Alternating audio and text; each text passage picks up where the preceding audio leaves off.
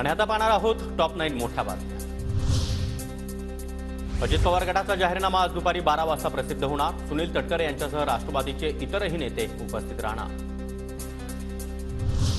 नाशिकची जागा भाजपला सोडण्यात यावी, स्थानिक पदाधिकारी मागणीवर ठाम। भाजपचे इच्छुक उमेदवार दिनकर पाटील यांचा नाशिकच्या जागेवर दावा कायम।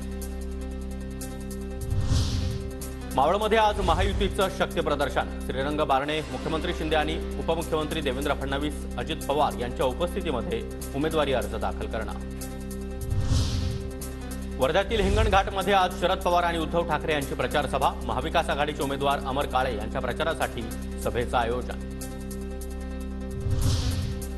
तू सर्वात चांगली सून, नानासाहेब नवले यांच्याकडून सुनेत्रा पवार यांचं कौतुक। मुळशी दौऱ्यावर असताना सुनेत्रा पवार यांनी घेतली नानासाहेब नवले यांची भेट। One of the best daughter-in-law.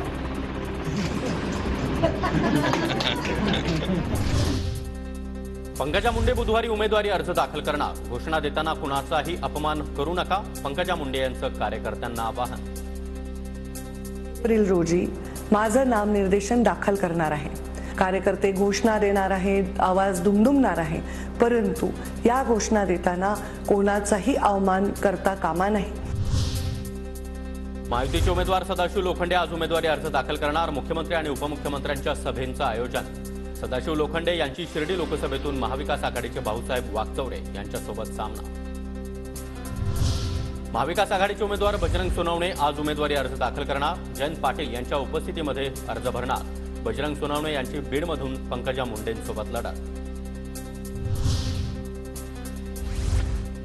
भाजपचे उमेदवार हिना गावित आज उमेदवारी अर्ज दाखल करणार। शक्ती प्रदर्शन करत महायुतीच्या नेत्यांच्या उपस्थितीमध्ये उमेदवारी अर्ज भरणार।